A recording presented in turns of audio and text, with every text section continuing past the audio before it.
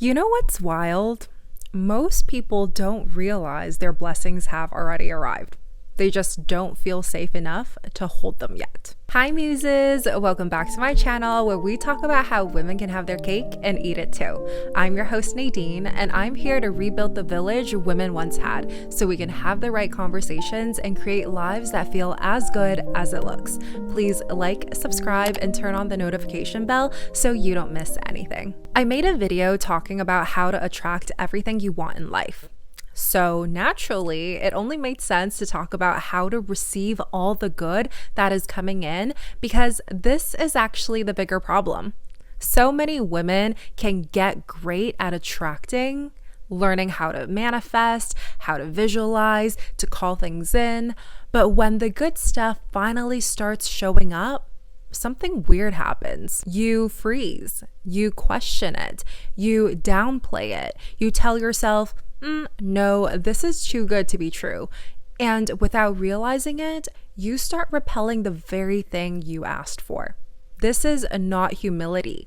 That's self-rejection, and you can't attract a life that you keep rejecting. This video is about how to actually receive and let good things land without feeling guilty, fearful, or self-sabotaging. The gist of receiving is about allowing the good and the blessings to come in because your body and subconscious feels safe enough to hold what you asked for. Let's start with the real reason you can't fully receive: unworthiness. You say you want love, support, ease, abundance, but if deep down you don't believe that you truly deserve it, your energy will resist it every single time. You'll manifest the opportunity, but then doubt if you're qualified. You'll meet the right person, but assume they'll lose interest in you. You'll get offered help, but feel guilty accepting it. That's what unworthiness does. It turns receiving into a threat. So you'll attract what you want and then unconsciously push it away. Your nervous system associates comfort with danger because it's unfamiliar. So you end up working twice as hard to prove you're deserving instead of just being available for what's already meant for you. But here's the thing. If you're attracting opportunities and people, that is a sign you are already worthy as you are.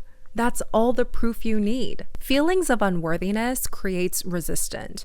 And when you live in that resistance long enough, you start building an identity around it.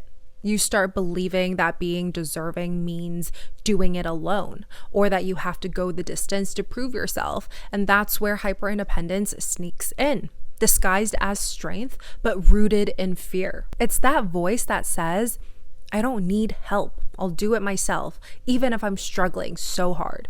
And you wear it like an armor because once upon a time, being self-sufficient was the only way you survived. It's what happens when you've spent years feeling like the only person you can rely on is yourself. Maybe no one showed up for you when you needed them the most. Maybe being capable was the only way you stayed safe. So now, even when life wants to support you, you don't know how to let it.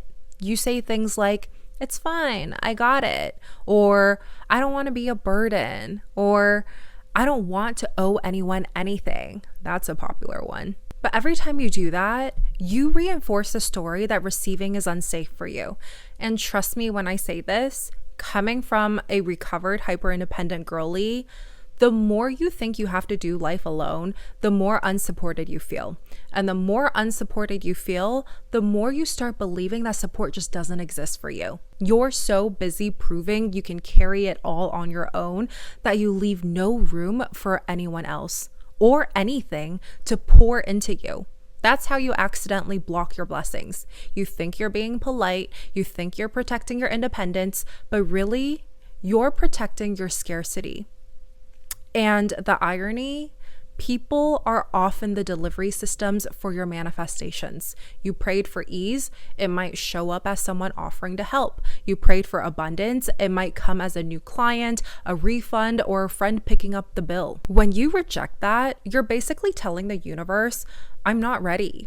So if you stay determined to be alone and go at life alone, you're rejecting the delivery of your blessings and the opportunity to learn how to feel worthy and deserving. I was at a point in life where I truly felt really alone, like lonely. Okay. And I realized one of the problems was I didn't allow people to build connections with me. On the surface, hanging out or going out, that didn't create a true bond because it lacked a level of trust. Like when someone offered to help me move, I said, no, thank you. When someone offered to drive me to the airport, I felt like I was the biggest burden. And when someone asked me if I needed a recommendation for a job, I was like, I got it. It's all good. All while I actually struggled really hard on my own. Like I was actively choosing to live a hard life. I kept asking for ease, for friendships, for love. And when it was presented to me, I said no. And the moment I started seeing what I was doing and realizing that receiving is a way to build rapport, to build connection, to build relationships, and to allow manifestations to come in, life suddenly felt a lot lighter. I had people around me who thought of me and made introductions to new career opportunities. I had friends who would meet new friends and want to bring me into the group. I had so many great intros to potential men, and then I met my fiance. But even when you finally start letting good things come in, that old programming doesn't just disappear.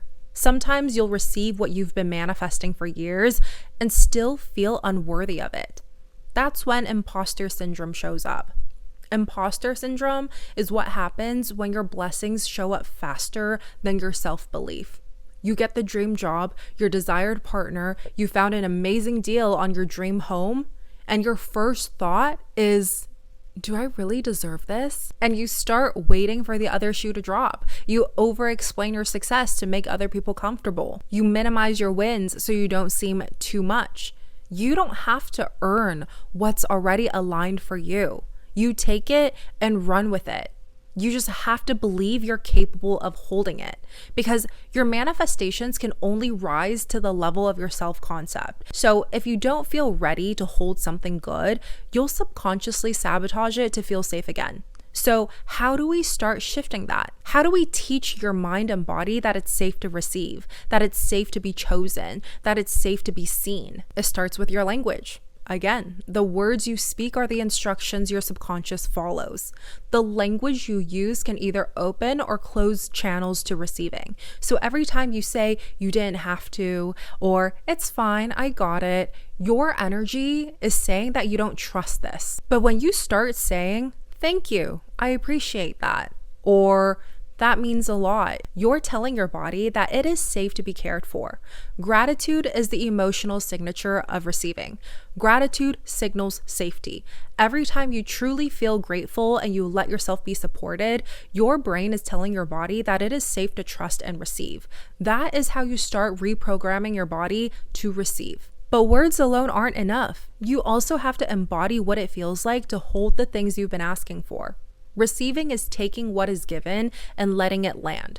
It's about letting your body actually feel safe in the new reality you've created. Manifesting is a 3-step process. You attract, you receive, and you hold. A lot of people have a holding problem. You'll manifest something beautiful, but your nervous system is still living in last year's version of you. So instead of letting it expand you, you rush to the next goal, or you talk yourself out of enjoying it. But receiving means letting yourself be in it, letting love stay, letting money feel normal, letting ease be safe.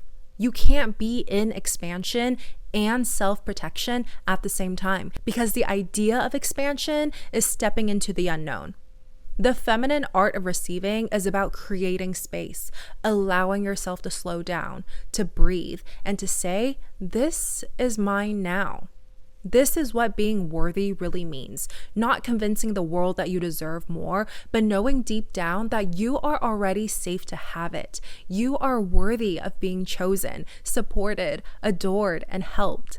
You are allowed to rest without the guilt. You are allowed to receive without apologizing, because the next level of your life doesn't require you to do more. It's asking you to allow more. So when someone offers help, say yes. When someone compliments you, say thank you.